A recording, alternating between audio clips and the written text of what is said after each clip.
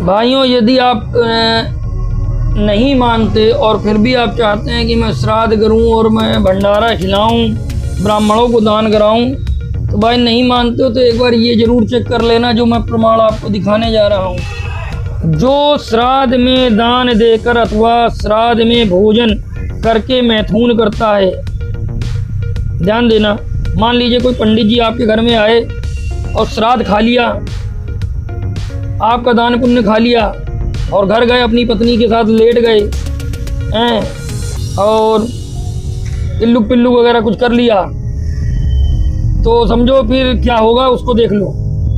जो श्राद्ध में दान देकर अथवा श्राद्ध में भोजन करके मैथुन करता है, मैथुन का मतलब होता है संबंध बनाना। सदगुरुदेव की जय, बंदी छोड़ कबीर साहिब की जय, बंदी छोड़ गरीबदास जी महाराज की जय, दादा गुरु रामदेवानंद जी महाराज की जय, बंदी छोड़ सदगुरु रामपाल जी महाराज की जय, सभी संतों की जय, सभी भक्तों की जय। भाइयों, आज जो हम लोग वीडियो लेके आए हैं वो उनके लिए हैं जो माने पर ना माने, मान कर भी नहीं मानते। भाइयों, हर व्यक्ति जिसका जन्म हुआ है मृत्यु लोक पे, वो अपने पिता माता को बहुत आदर की दृष्टि से देखता है, देखना भी चाहिए, क्योंकि माता पिता उंगली पकड़ाकर चलाना सिखाते हैं और वही रोटी देते हैं। भाइयों, माता पिता का सम्मान होना बहुत जरूरी है, परंतु यदि माता पिता मृत्यु को प्राप्त हो जाते हैं, खत्म हो जाते हैं, देह अंत हो जाता है, तो हमारे सनातन धर्म में प्रचलित है, जो बूढ़े पुराने बुजुर्ग जो चले गए हैं उनको पितृ माना जाता है। पितृ, भाइयों, एक शब्द आया पितृ। पितृ कहते हैं 16 दिन के लिए दरवाजे खोले जाते हैं, जो जिस दिन मरता है उस दिन उसका श्राद्ध मनाया जाता है। इस तरीके से 15 दिन के श्राद्ध होते हैं, जिनका श्राद्ध का दिन नहीं पता होता उसको 16वें दिन समस्त पितरों का श्राद्ध माना जाता है। इस दिन लोग ब्राह्मणों को भोजन कराते हैं, पिंड दान करते हैं, कोई तिल दान करता है, मिर्चा पानी दान करता है, आराध्य देता है, शुभ काम वर्जित कर लेते हैं, नया कपड़ा नहीं खरीदते हैं, नई चीजों को नहीं शुरुआत करते हैं, मंदिरों में भी पर्दे डाल दिए जाते हैं कि 15-16 दिन जो पितृ को मिले हैं, इनके दरवाजे खुले हैं तो इनको खुश कर दिया जाए। सनातन परंपरा में जो नकली कथावाचक, यूं कहें कि इस समय तो बाढ़ आई हुई है नकली कथावाचकों की, कुछ अपने आप को धर्म धुरंधर बनते हैं, वो भी बैठ जाते हैं और पितरों के श्राद्ध की ओर जोर देते हैं। इन 15 दिनों में कहते हैं पिंड दान करो, ब्राह्मणों को भोजन दो, गायों को दो और पितृ पूजा कराते हैं। तो जैसे इनमें कुछ मंत्र भी चलते हैं पितृ पूजा के, जैसे कोई श्राद्ध करता है तो इस तरीके से बोलता है, अग्नाय कावुमायनाय स्वाहा, सोमनाय पितृ मते स्वाहा, यमाय प्रेत पते स्वाहा। भाइयों, इसमें जब श्राद्ध होता है तो 3 भाग पितृ का और 1 भाग प्रेत का होता है। जो लोग श्राद्ध करते हैं उनको पता होगा।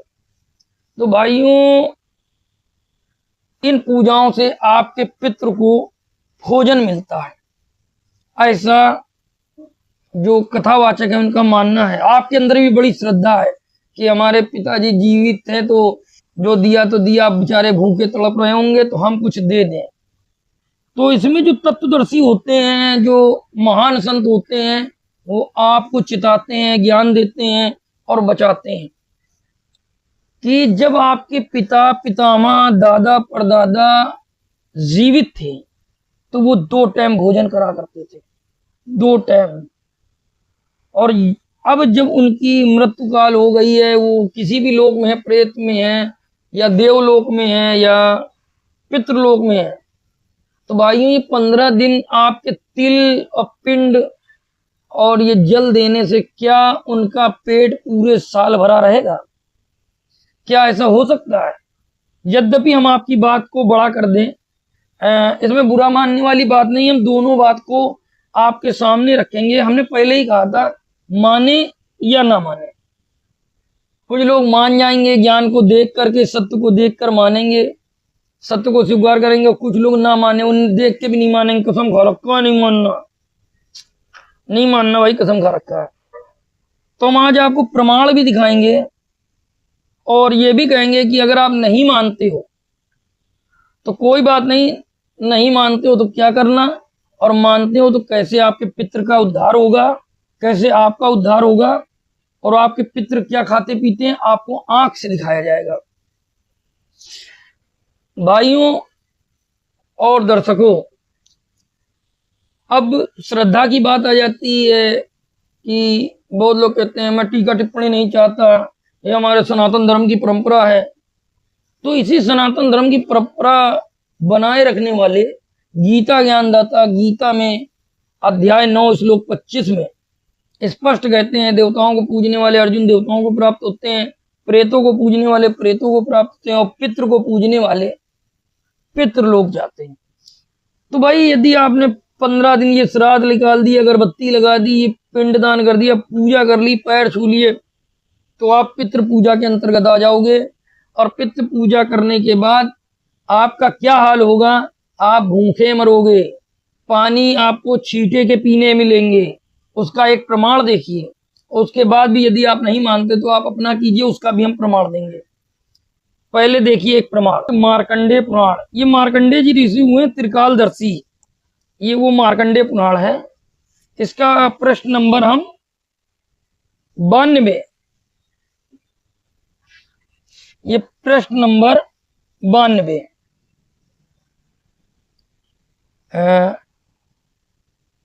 इनसे ऊपर सभी पितृ पूर्वज कहलाते हैं, इनमें से जो नरक में निवास करते हैं। अब बताओ, पितृ बन गए, आपने पितृ पूजा कर ली तो आप पितृ बन जाओगे।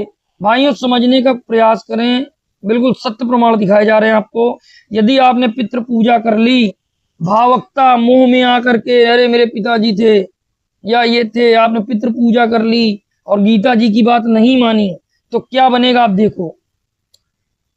इनमें से जो नरक में निवास करते हैं, अब बताओ पितृ नरक में निवास करते हैं, अगर आप पितृ ही बन गए तो नरक में भी जा सकते हो। जो पशु पक्षी की योनि में पड़े हैं, अब जो पशु पक्षी की योनि में पड़े हैं पितृ, तथा जो प्रेत भूत आदि के रूप में स्थित हैं, उन सबको विधित पूर्वक श्राद्ध करने वाला यजमान तृप्त करता है। अब भाइयों पितृ पूजोगे, ऐसे भूत पूजोगे तो वो तो तृप्त होंगे कि नहीं होंगे, हो ही जाएंगे, लेकिन आप भी भूत प्रेत आदि पितृ बन जाओगे।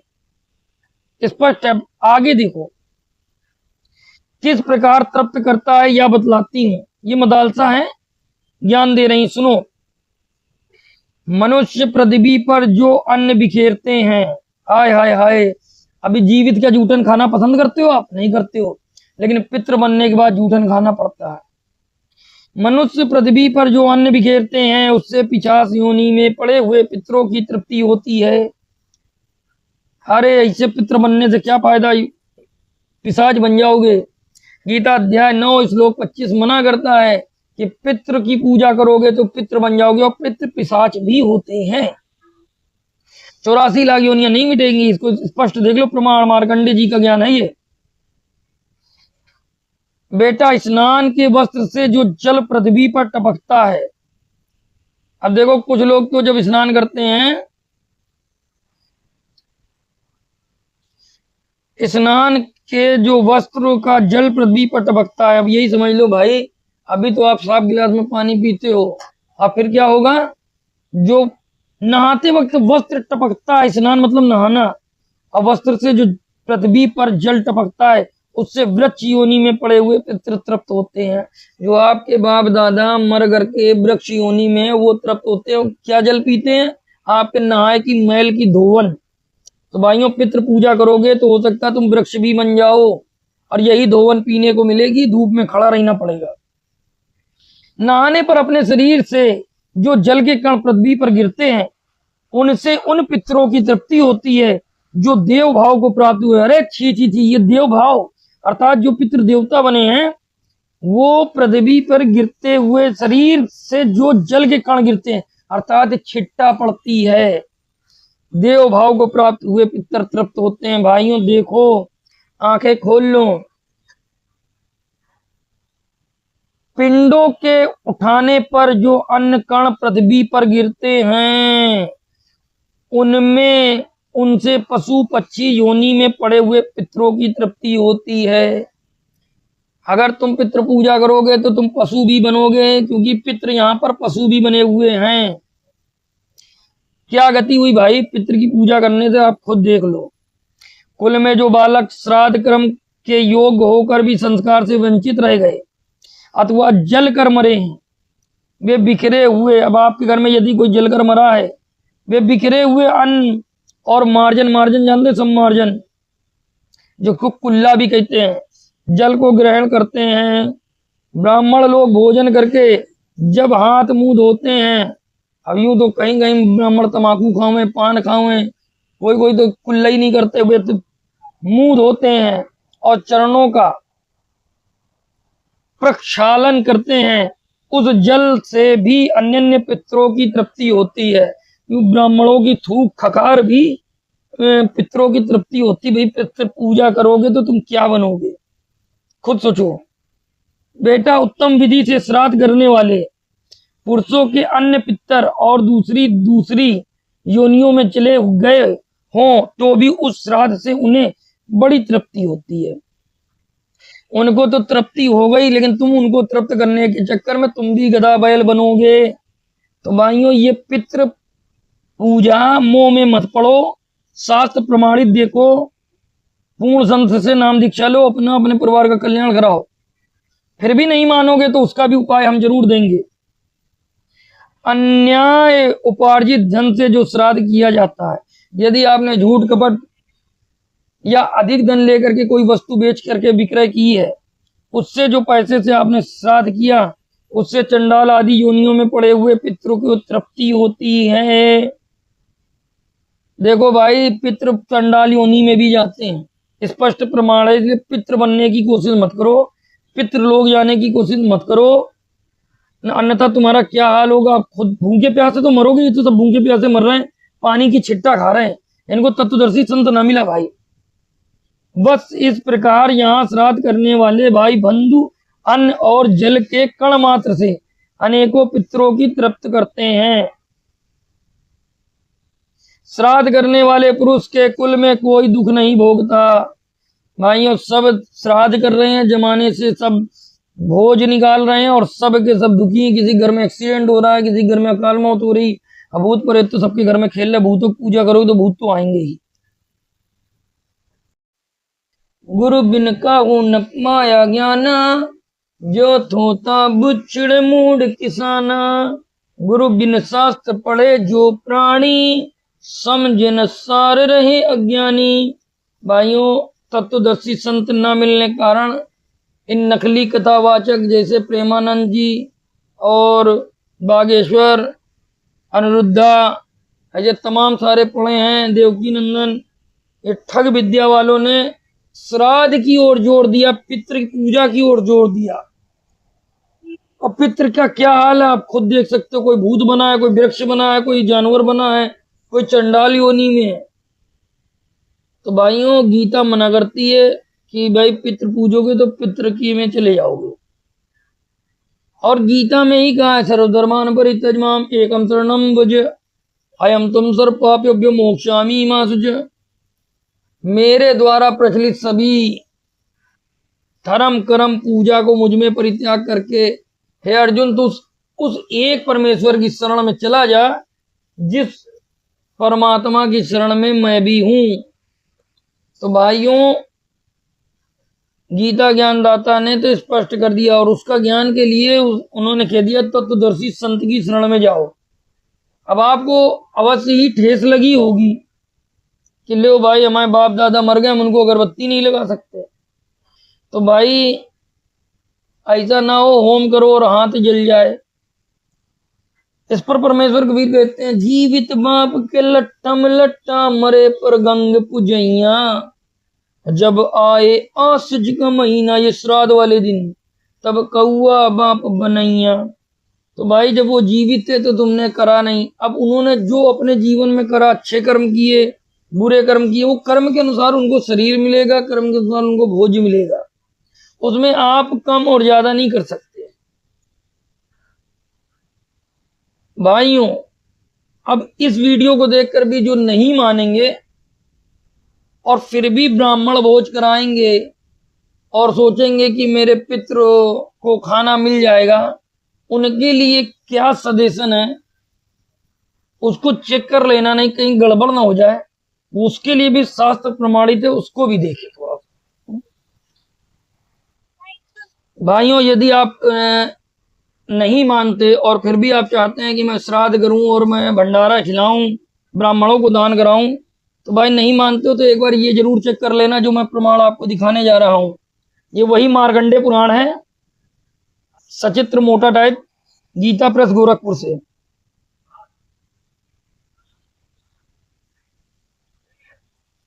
प्रश्न नंबर 93 है, जो श्राद्ध में दान देकर अथवा श्राद्ध में भोजन करके मैथुन करता है। ध्यान देना, मान लीजिए कोई पंडित जी आपके घर में आए और श्राद्ध खा लिया, आपका दान पुण्य खा लिया और घर गए, अपनी पत्नी के साथ लेट गए हैं और इल्लुक पिल्लुक वगैरह कुछ कर लिया, तो समझो फिर क्या होगा उसको देख लो। जो श्राद्ध में दान देकर अथवा श्राद्ध में भोजन करके मैथुन करता है, मैथुन का मतलब होता है संबंध बनाना, उसके रज वीर में 1 मास तक पितरों को शयन करना पड़ता है। तो आप गए थे माता पिता को भोजन करा के तृप्त करने, और माता पिता कहाँ तृप्त होंगे? रज और वीर में, जिसको लोग बहा देते हैं नाली में। 1 महीने तक पिता का जो जीव है वो उसमें शयन करेगा। इसलिए तो भाई ये जो ब्राह्मण है पहले चेक कर लेना वो अपनी पत्नी पत्नी के करीब ना जाए, इधर उधर ना जाए। इसे ब्राह्मण को लाना जो बिल्कुल एकदम किसी काम के ना हो। जो स्त्री सहवास करके श्रद्धा में जाता है और खाता है उसके पितृ उसी के वीर और मूत्र का 1 मास तक आहार करते हैं। अब वो तो आशा कर रहे थे कि आप खिलाओगे अच्छा खाना, लेकिन मूत्र खाना पड़ेगा पितरों को, और 1 महीने तक। यदि आपने स्त्री से सहवास कर लिया और श्राद्ध में चले गए या श्राद्ध का खा लिया, तो उसके पितृ वीर और मूत्र में 1 महीने तक आहार करेंगे। इसलिए बुद्धिमानों को, पुरुष को 1 दिन पहले ही ब्राह्मणों के पास निमंत्रण भेजना चाहिए। यदि पहले ही दिन ब्राह्मण न मिल सके तो भी श्राद्ध के दिन स्त्री प्रसंगी ब्राह्मणों को कदापि भोजन न कराएं। तो भैया चेक वेक कर लेना, वो ब्राह्मण युवा ना हो, ज्यादा स्त्री के चक्कर में ना फंसा हो। अब भाई किसी घर में घुस के तो तुम चेक नहीं कर लोगे, उसका मन हो गया तो क्या कर सकती हो, क्या करोगे? अब पता नहीं, तुम तो अच्छे के लिए श्राद्ध खिला रहे हो और आपके माता पिता को मलमूत्र खाना पड़ जाए तो ये अपना आप देख लेगा। ठीक है, वही कहा था, माने ना माने भाई, मान जाओगे पितृ पूजा नहीं करोगे तो बच ही जाओगे। अगर कर दिया और ये गलती हो गई तो फिर क्या खिलाओगे अपने माँ बाप को, वो अपना स्वयं समझ लेना। बल्कि समय पर भिक्षा के लिए स्वतः पधारे हुए संयमी होना चाहिए वो ब्राह्मण, और ये यतियों को नमस्कार आदि से प्रसन्न करके शुद्ध चित्त से भोजन कराए। तो भैया अपना देख लेना, ये आप समझो। भाइयों, जो लोग मान गए प्रमाण देख करके तो वो श्राद्ध के चक्कर में मत फंसना। ठीक है, पूर्ण संत की जरूरत होती है। पूर्ण संत से नाम दीक्षा लेने के बाद आप भगत बन जाते हो, योगी बन जाते हो। और जब यदि आप योगी बन जाते हो तो आपके भोजन करने मात्र से ही आपके पिताओं की तृप्ति हो जाती है। और आप जब पूर्ण संत से नाम दीक्षा लेकर भक्ति करते हो तो आपके पितरों का भी मोक्ष संभव होने लगता है। क्योंकि कबीर साहब ने एक वचन दिया है, भक्ति बीज जो हो वे हंसा, तारू तास के कोत्तर वंशा। भैया, 71 का मतलब होता है 101 पीढ़ी में पार करूंगा। जो भक्ति बीज हंस होगा, जो हंस भक्ति करता होगा उसकी 101 पीढ़ी में तार दूंगा। और जो नहीं मान रहे हैं फिर भी कह रहे मैं भोजन कराऊंगा, तो यद्यपि आप चेक कर लेना कहीं ऐसा ना हो कि आप तो भोजन करा रहे हो अच्छे के लिए और मलमूत्र आपके माता पिता को खाना पड़े। तो हमने आपके सामने दोनों प्रमाण रखे, आपको रूबरू कराया। भाइयों, अब यद्यपि आप इस वीडियो को देख करके तत्वदर्शी संत को जानना चाहते हैं, तो वर्तमान समय में वो तत्वदर्शी संत जो शास्त्र के अनुसार भक्ति प्रदान कर रहे हैं वो स्वयं संत रामपाल जी महाराज है। वो जो सदभक्ति देते हैं वो शास्त्र प्रमाणित हैं और ऐसे गजब के मंत्र देते हैं कि उनके जाप से पितरों को भी लाभ मिलता है। कहते हैं अगर एक सपूत घर में उत्पन्न हो जाए तो कुल तार देता है। सिद्ध तारे पिंड अपना, साधु तारे खंड, उसको सतगुरु जानिए जो तार दिवे ब्रह्मांड। संत रामपाल जी महाराज की वाणी जहां पर बजती है उससे जो सूक्ष्म जीव हैं उनका भी मोक्ष संभव हो जाता है, क्योंकि ये ऑथेंटिक वाणी है और संत रामपाल जी महाराज कोई और नहीं, पूर्ण परमेश्वर कबीर का अवतार है। तो भाइयों, यदि आपके घर में कोई अनहोनी होती है पितरों के कारण, पितृदोष के कारण, या पितृ के चलते आपके घर में कोई पशु मर जाता है, या पितरों के दोष के चलते आपके घर में बच्चों की शादियां नहीं हो रही हैं, या पितरों के दोष के चलते आपका बना काम बिगड़ जाता है, या पितरों के दोष के चलते आए दिन कोई ना कोई आपके घर में बीमार पड़ा रहता है, तो बिल्कुल घबराने की बात नहीं है। निःशुल्क नाम दीक्षा ले संत रामपाल जी महाराज से। और भाइयों, एक गजब का लाभ आपको देखने को मिलेगा। जिस दिन से आप नाम दीक्षा ले लेंगे उसी दिन से आपका लाभ चालू हो जाएगा। पितृ शांत हो जाएंगे, ग्रह दोष शांत हो जाएंगे, भूत प्रेत आदि पलायन कर जाएंगे और आपका घर धीरे धीरे सुख की ओर बढ़ने लगेगा।